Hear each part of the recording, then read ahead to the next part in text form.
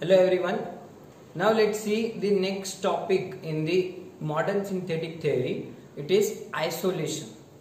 We have seen the two topics, how genetic variations are induced in the organism by 5 mechanisms and that lead to evolution of new species, as well as we have also seen the mechanism of natural selection that leads to evolution of new species. उसमें अपन ने देखे थे industrial melanism का example, antibiotic resistance, DDT resistance and the sickle cell anaemia resistance to malaria, वो भी हमने एक बार डिस्कस किया. Now the last point, isolation, how this mechanism works. Isolation refers to it is the separation of population in smaller groups. Separation of populations in smaller groups. जब separate हो जाते, कुछ लोग इस साइड बस जाते, कुछ इस साइड बस जाते, कुछ इस साइड, और ये इनसे नहीं मिल पाते, ये इनसे नहीं मिल पाते, इनमें आपस में कोई संबंध ही नहीं रह जाता, तो आपस में इनका ही रिप्रोडक्शन होगा, इनका अलग से रिप्रोडक्शन, इनका रिप्रोडक्शन होगा, और इनमें से अलग स्पेशीज, उधर वालों में से अलग और इधर वालों में से अलग स्पेशीज बनेंगे according to the external environmental conditions and genetic conditions. ठीक है, तो जब पॉपुलेशंस ऐसे सेग्रीगेट होते, सेपरेट होते in smaller units, smaller groups, it is called isolation. What do mean by isolation? Separation of populations into smaller units और smaller groups. अब isolation होने से कैसा होगा? ये पॉपुलेशन अपने आप में रिप्रोडक्शन करेंगे, इनका अलग स्पेशीज बनेंगे, इनके अलग स्पेशीज, इनमें अलग जेनेटिक वेरिएशंस आएंगे, इनमें अलग नेचुरल सिलेक्शन, उनमें अलग नेचुरल सिलेक्शन. मतलब इस तरीके से पॉपुलेशन का सेपरेट होना भी जरूरी है. जब उनके जीन्स, इतने जीन्स में ही उनको रिप्रोडक्शन करना पड़ेगा, इन लोगों को इतने ही जीन्स के साथ में रिप्रोडक्शन, इनके जीन्स इतने ही रहेंगे. समझ में आ रहा? जब पॉपुलेशन ऐसे सेपरेट होंगे तो उसके अलग अलग तरीके रहेंगे. पहला रहेगा जियोग्राफिकल आइसोलेशन, दूसरा रहेगा रिप्रोडक्टिव आइसोलेशन. जियोग्राफिकल आइसोलेशन और reproductive isolation. Geographical, as the name suggest, due to presence of certain geographical barrier between the population. जैसे कि एक जंगल है, जंगल में के बीच में से फॉर एग्जांपल एक नदी गए वाली है, तो नदी के इस साइड वाले और इस साइड वाले, फॉर एग्जांपल एलिफेंट्स है, तो वो एलिफेंट्स कभी इस साइड नहीं जा सकते, इधर वाले इधर नहीं जा सकते, अनलेस बहुत कम नहीं हो जाता पानी. लेकिन ऐसा कंडीशन इमेजिन करो कि नदी बिल्कुल क्रॉस ही नहीं कर सकते, बहुत बड़ी नदी है, ऐसा कुछ है, तो वो एलिफेंट्स कभी इधर के इधर नहीं जाते, तो उनका फिर मेटिंग नहीं हो पाएगा. इधर वाले एलिफेंट्स इधर अलग से इवॉल्व होंगे, इधर वाले अलग से. ओशंस है, बड़े बड़े माउंटेन्स है उनके बीच में, बड़े कुछ तो भी गैप्स है, ऐसे कुछ दरिया वगैरह, घाटी वगैरह है उनके बीच में, तो अलग अलग जियोग्राफिकल बैरियर्स की वजह से. जैसे कि ऑस्ट्रेलिया अपने आप में साइड में पड़े वाला है, एकदम साइड में वर्ल्ड मैप में, बाकी पूरा ओशन है आजू बाजू, और मेन लैंड इधर है, एशिया, अफ्रीका, यूरोप वगैरह, अमेरिका. तो ऑस्ट्रेलिया के ऊपर के जो स्पेशीज है, ऑस्ट्रेलिया के लैंड पे जो स्पेशीज है वो अलग है अपने से, वहां पे कैंगारू वगैरह मिलते हैं, बाकी के स्पेशीज. तो वहां पे जियोग्राफिकल आइसोलेशन बैरियर क्या है, वहां पे ओशन की वजह से अलग स्पीशीज इवॉल्व हुए हैं. So presence of certain geographical barrier like river, forest, mountains, oceans etcetera, so that can also lead to evolution of new species due to isolation. इससे एक ही बात होती, the separated groups cannot interbreed. Separated groups cannot interbreed. उनमें interbreed होना मतलब reproduction, उनका आपस में ब्रीडिंग नहीं होती, रिप्रोडक्शन नहीं होता. तो जब ऑर्गेनिजम्स इंटरब्रीड नहीं कर पाते तो फिर वो दूर दूर रहते, ऑटोमेटिकली इधर के इधर इवॉल्व होंगे, और इनमें से अलग स्पेशीज बने. तो ज्योग्राफिकल बैरियर की वजह से अलग अलग स्पेशीज बनते. ये पहला मेजर रीजन. दूसरा, रिप्रोडक्टिव तरीके भी कुछ रहते हैं, रिप्रोडक्टिव कुछ चेंजेस रहते हैं स्पेशीज में, जिसकी वजह से क्या होता है, एक स्पेशीज दूसरे स्पेशीज के कांटेक्ट में नहीं आता, उनके रिप्रोडक्शन नहीं हो पाते. ओके, फॉर एग्जांपल अब इसकी भी दो टाइप्स है, प्री जाइगोटिक और पोस्ट जाइगोटिक. प्री जाइगोटिक या प्री मेटिंग आइसोलेशन, और दूसरा है पोस्ट जाइगोटिक और पोस्ट मेटिंग. ठीक है, प्री जाइगोटिक और पोस्ट जाइगोटिक, ऐसे दो आइसोलेशन कैसे वर्क करते हैं रिप्रोडक्टिव मेथड. अब प्री जाइगोटिक में क्या है, 4 प्रकार है. पहला है हैबिटेट आइसोलेशन, हैबिटेट आइसोलेशन।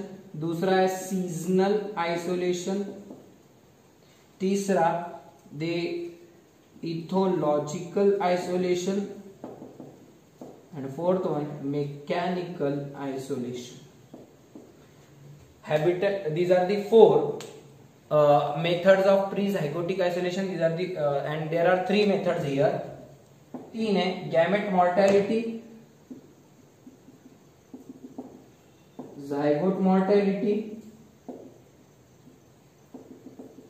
और हाइब्रिड स्टरलिटी, हाइब्रिड स्टरलिटी।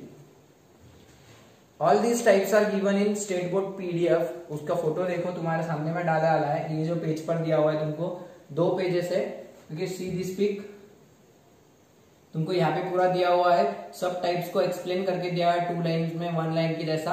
अच्छे से पढ़ेंगे तो तुमको ये सारे टाइप समझ में आ जाएंगे।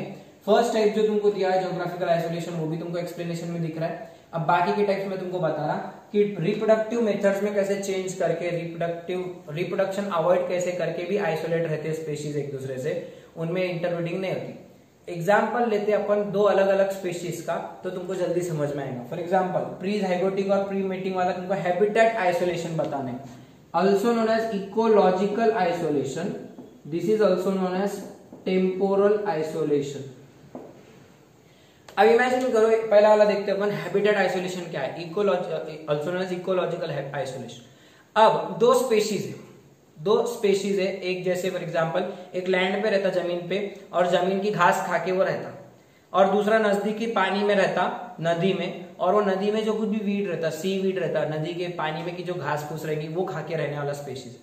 ठीक है, ये दोनों स्पेशीज दिखने में एकदम एक जैसे है। फॉर एग्जाम्पल डियर जैसा कोई स्पेशीज इमेजिन करो, डियर जमीन पर रह के घास खा रहा, और एक वैसा ही कोई तो भी पानी में रहने वाला ऑर्गेनिज्म है, डियर जैसा ही मैमल जो पानी में रह रहा लेकिन वहां पे घास खा रहा पानी के अंदर। ये दोनों एक दूसरे से रिप्रोड्यूस क्यों नहीं कर पाते? क्योंकि दोनों का हैबिटेट अलग अलग है, दोनों का हैबिटेट अलग अलग। दूसरा एग्जाम्पल लेते हैं, फॉर एग्जाम्पल एक माउंटेन है, तो माउंटेन के ऊपर रहने वाला एक टाइगर और नीचे जो प्लेन है, प्लेन मतलब नीचे जो मैदान है, वो मैदान के ऊपर रहने वाले टाइगर, मैदान पे रहने वाले टाइगर। यहाँ के टाइगर्स और ऊपर रहने वाले टाइगर, इनका कभी मीटिंग ही नहीं हो पाता due to this. For example Himalaya जैसे कोई तो भी माउंटेन्स है, वहां पे जो व्हाइट टाइगर वगैरह, व्हाइट चीता वगैरह, वो नीचे वाले प्लेन्स वाले चीता से रिप्रोडक्शन नहीं कर सकते। ठीक है, क्यों? Because of separation of their habitats. What is habitat? Place of living, place of living. तो रहने की जगह की वजह से क्या आ रहा, वो उनका चित्ता उधर रिप्रोडक्शन करेंगे, इधर वाले चित्ता इधर रिप्रोडक्शन में, वो डियर उधर अलग से रिप्रोडक्शन करेगा, इधर वाला वाटर वाला ऑर्गेनिज्म इधर से रिप्रोडक्शन करेगा। इनमें कभी भी फिर इंटरब्रीडिंग नहीं हो पाएंगी और वो रिप्रोडक्शन से आइसोलेटेड है due to presence of different habitats. इसी तरीके से सीजनल बिहेवियर अलग अलग रहेगा। फॉर एग्जाम्पल 2 ऑर्गेनिज्म एक ही एरिया में रह रहे, एक ही जंगल में रह रहे, ठीक है, लेकिन ये जो दोनों ऑर्गेनिज्म है, दोनों की रिप्रोडक्शन क्यों नहीं हो पा रहा? Because of certain changes in the maturity timing of their sexual maturity of that. उनका सेक्सुअल मैच्योरिटी अलग अलग है। फॉर एग्जांपल 2 स्पेशीज है, ये स्पेशीज जून से अगस्त तक रिप्रोडक्शन कर सकता, लेकिन ये वाला स्पेशीज वो टाइम पे रिप्रोडक्शन के कैपेबल नहीं रहता।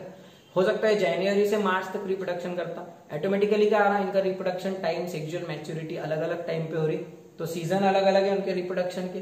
सो देयरफॉर टेम्पररी वो से अलग अलग हुआ है, लेकिन रह रहे एक जगह, बट सीजनल ब्रीडर्स होने की वजह से अलग अलग सीजन में वो ब्रीडिंग करेंगे और उसकी वजह से फिर उनका रिप्रोडक्शन नहीं हो पाएगा। अगर उनका रिप्रोडक्शन होगा तो उनके गैमेट्स मिक्स होंगे, उनके जीन्स मिक्स होंगे और स्पेशीज बने, लेकिन इनके जीन्स ही मिक्स नहीं हो रहे हैं, वो आइसोलेट हो गया है। इनके जीन्स अलग अलग रिप्रोडक्शन करके अलग स्पेशीज बनाएंगे, इनके जीन्स रिप्रोडक्शन करके अलग अलग, मतलब इससे क्या रहा, डाइवर्जेंस हो रहा। देखो 2 प्रकार के स्पेशीज तैयार हो रहे, अगर वो दोनों मिल गए तो क्या हो जाएगा, मिलके एक ही प्रकार का बनाएंगे, कॉन्वर्जेंस हो जाएगा। अपने को डाइवर्ज करने का, स्पेशीज से बहुत सारे स्पेशीज बनाना, इसके लिए अपन ने पॉपुलेशंस को आइसोलेट करके रखा। वो या तो ज्योग्राफिकली आइसोलेट रहती या रिप्रोडक्टिवली आइसोलेट रहती। समझ में आ रहा पॉइंट क्या है? तो अपने पॉपुलेशंस को रिप्रोडक्टिवली आइसोलेट करना। अब एक जगह पे रख के भी कैसा कर सकते हैं आइसोलेट? रिप्रोडक्टिव आइसोलेट करो, उनके हैबिटेट्स अलग अलग कर दो, उनके सीजन ब्रीडिंग सीजन अलग अलग कर दो, उनके अंदर कुछ बिहेवियर्स अलग अलग कर दो। सीजन भले ही सीजन सेम है, for example June to August, June to August, उनका रिप्रोडक्शन का सीजन है दोनों स्पीशीज का, लेकिन उनका स्पेसिफिक बिहेवियर रहता। स्पेसिफिक बिहेवियर डॉग्स का कैट्स का रिप्रोडक्टिव सीजन सेम रहता, लेकिन क्या है बिहेवियर अलग अलग रहता, उनका सेक्सुअल रिप्रोडक्शन का बिहेवियर अलग अलग रहता। ओके, तो उससे क्या होगा, उनका आपस में ब्रीडिंग नहीं हो पाएगा। So when their special sexual behaviour रहेगा तो उसको बोलेगा ethological barrier. When they have different seasons, different maturity, sexual maturity attain करने का एरिया टाइम अलग अलग रहेगा, it is called seasonal isolation. When they live in different habitats, it is called habitat isolation. And when they have certain mechanical structural changes on their reproductive parts, barriers, reproductive changes, reproductive organs अलग अलग है।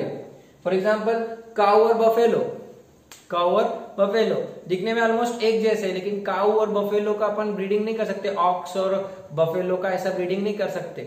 इससे क्या होता, mail, अगर mail buffalo को तुमने for example काऊ के साथ रिप्रोडक्शन कराए, उनके सेक्सुअल स्ट्रक्चर्स अलग अलग है, उनके सेक्सुअल स्ट्रक्चर्स थोड़े से अलग है। Shape of female structure, genital tract, shape of male genital tract, mail genital tract is different, जिसकी वजह से क्या था, एक मैकेनिकल बैरियर तैयार हो जाता and that two organisms can not meet. यहाँ पे हम उनको मीटिंग से रोक रहे हैं, तो ये मीटिंग से रोकने के पहला तरीका है, अभी मिलना ही नहीं दे रहे उनको, तो इसके लिए इसको बोलते हैं pre mating isolation. Pre zygotic, जाइगोटी नहीं बनेगा फिर, सो प्री जाइगोटिक आइसोलेशन। या तो उनके रहने की जगह अलग कर दो तो मिलेंगे नहीं, या उनके सीजन्स अलग कर दो तो मिलेंगे नहीं, उनके अंदर बिहेवियर अलग अलग कर दो, सेक्सुअल बिहेवियर, तो मिलेंगे नहीं, या उनके बॉडी के स्ट्रक्चर्स बदल दो जिससे वो मिल नहीं सके। इतना होने के बाद भी अगर वो मिल रहे, उनका रिप्रोडक्शन हो रहा दो अलग अलग स्पेशीज का, वो रोकने के लिए भी तीन तरीके, पोस्ट जाइगोटिक और पोस्ट मेटिंग। मेटिंग हो गई फॉर एग्जाम्पल, जैसे कि लायन और टाइगर, मेटिंग हो ही गई फॉर एग्जाम्पल, जैसे कि आर्टिफिशियल मेटिंग करते हैं अपन, कैप्टिव ब्रीडिंग बोलते हैं उसको। ओके, तो क्या होता, गैमेट मोर्टेलिटी, भले ही ब्रीडिंग हो गई, टाइगर और लायन की ब्रीडिंग हो गई, उनका इंटरकोर्स हो गया, तो जो कोई भी गैमेट्स रहेंगे वो गैमेट्स, एक ऑर्गेनिज्म के गैमेट्स दूसरे ऑर्गेनिज्म की बॉडी में सर्वाइव नहीं कर पाएंगे। Gametes can not be, egg can not be found, sperms can not fertilize the egg of other organism, other species. उसको अपन बोलते कि मतलब वो जो स्पर्म ओवम इंटरेक्शन रहती है उसको बोलते हैं फर्टिलाइजिंग एंटी फर्टिलाइजिंग रिएक्शन, वही नहीं हो पाती। Gamete of one organism cannot fertilize the female gamete of other organism. It is called gamete mortality. उसमें गैमेट मर जाता, भले ही जाएगा वहां तक लेकिन वो मर जाएगा, डेड हो जाएंगे। So mortality मतलब death. So gametes die, gamete die before fertilizing the egg. Okay, वैसे जाइगोट मोर्टेलिटी, अगर फर्टिलाइजेशन हो भी गया और एक स्टेप आगे, पहले तो मिलने नहीं देने का, मिल गए तो गैमेट्स को नहीं मिलने देने का, गैमेट्स भी फ्यूज हो गए, क्या बनता फ्यूजन का रिजल्ट, जाइगोट। जाइगोट भी मर जाएगा क्योंकि दोनों के क्रोमोसोम नंबर्स अलग अलग है। मेल गैमेट के क्रोमोसोम अलग है क्योंकि वो अलग स्पीशीज का है, फीमेल गैमेट के क्रोमोसोम्स अलग, उसका स्पीशीज अलग, तो जाइगोट की डिवीजन नहीं होगी, ग्रोथ नहीं होगी और जाइगोट भी मर जाएंगे। नेचर क्या चाहती, दोनों स्पीशीज अलग अलग रिप्रोडक्शन करना, टाइगर का रिप्रोडक्शन टाइगर्स के साथ होना, लॉयंस का लॉयंस में होना, लेकिन इनका मिलके अगर तीसरा बन रहा है तो वो नेचर अलाउड नहीं कर रहा। नेचर चाहता कि इनमें से अलग स्पीशीज बनना, इनमें से कोई अलग स्पीशीज बनना। कॉन्वर्जेंस अलाउड नहीं कर रहा नेचर, डाइवर्जेंस अलाउड करने के एक फिराक में। तो इसके वजह क्या होगा, जाइगोट भी फिर मर जाएगा, जाइगोट बन तो जाएगा लेकिन उसकी डेथ हो जाएगी। अब इतना होने के बाद भी अगर जाइगोट सर्वाइव कर गया, जाइगोट सर्वाइव कर गया, जैसे कि हॉर्स और डोंकी, हॉर्स और डोंकी, तो उसमें अगर बात करें अगर अपन म्यूल की, तो म्यूल का बाप गधा, म्यूल की माँ घोड़ी, तुमको बोल के बैठा है कई बार, म्यूल का बाप म्यूल का बाप गधा और father is donkey and mother is horse. तो फिर क्या होगा, जब डोंकी के जो स्पर्म्स है they are collected, they are injected artificially in the female vaginal tract, female genital tract of horse, female horse, उससे क्या होगा, जाइगोट बन जाएगा, sperm fertilizes the egg of horse, और फिर उससे जो जाइगोट बनेगा उससे बच्चा तैयार होगा, that will be the mule. Mule is the result of interspecific hybridization, it is interspecific hybrid, बराबर। तो उससे जो बनने वाला म्यूल है, that mule is hybrid variety but it is sterile, it can not reproduce another mule. तुमको mule का reproduction करके म्यूल और नहीं हो सकते, अगर तुमको फिर से म्यूल चाहिए, खच्चर चाहिए, तो तुमको फिर से डोंकी लगेगा और हॉर्स लगेगा, डोंकी और हॉर्स लगेगा। तुमको म्यूल से म्यूल नहीं मिलेगा। डोंकी और हॉर्स का रिप्रोडक्शन करो, म्यूल होगा। फिर से म्यूल चाहिए, फिर डोंकी और हॉर्स का रिप्रोडक्शन करो, फिर म्यूल होगा। Mule cannot reproduce because those hybrids are sterile, they cannot reproduce। समझ में आया? तो नेचर क्या चाहती, हाइब्रिड बन भी गया भाई तो वो हाइब्रिड को रिप्रोडक्शन नहीं करने देने का। Okay, so these are the methods by which nature tries to prevent interbreeding between populations so that each population evolves into new species differently, independently, and this leads to divergent evolution। Isolation से कैसा evolution होता, divergent evolution. लिख के रख लो, isolation helps in divergent evolution, formation of multiple many species from populations, multiple populations. अगर उनकी breed meeting हो गई तो फिर एक ही प्रकार का स्पीशीज बनेगा, ज्यादा कुछ उससे चांसेस नहीं। दो अलग अलग टुकड़ों में से दो अलग अलग ब्रांचेस निकलने के ज्यादा चांस है। This is called branching descent. तो यहाँ पे ब्रांचिंग डिसेंट भी आ रहा अपना डार्विन वाला, and this is your isolation. इस तरीके से ये थ्योरी से, और ये सब बिट्स हो गए तुम्हारे, अच्छे से पढ़ लो, तुमको ध्यान में आ जाएगा क्या है, अच्छे इजी है। पूरी थ्योरी 3 पॉइंट में समराइज कर लो, रिवाइज करो, देखो क्या है इसके अंदर, तुमको क्या क्या बातें करनी चाहिए। This theory has no drawback, इसके कोई ऐसे कोई ऑब्जेक्शंस तो नहीं है। हर चीज एक्सप्लेन हो सकती है इससे, आइसोलेशन की वजह से, इसकी वजह से हर चीज तुम बता सकते कैसे हो रहा, नेचुरल सिलेक्शन क्यों हो रहा, एवरीथिंग कैन बी एक्सप्लेन। इसके अंदर तुमको और जो कुछ भी एक्स्ट्रा मटेरियल है वो कुछ ज्यादा करने की जरूरत नहीं है। एनसीईआरटी में ये बुक में ज्यादा दिया हुआ नहीं है, but still you have to do this from state board textbook only. वहां पे बहुत अच्छे से दिया हुआ है। स्टेट बोर्ड के लिए तो लॉन्ग आंसर में आपको ये करना है।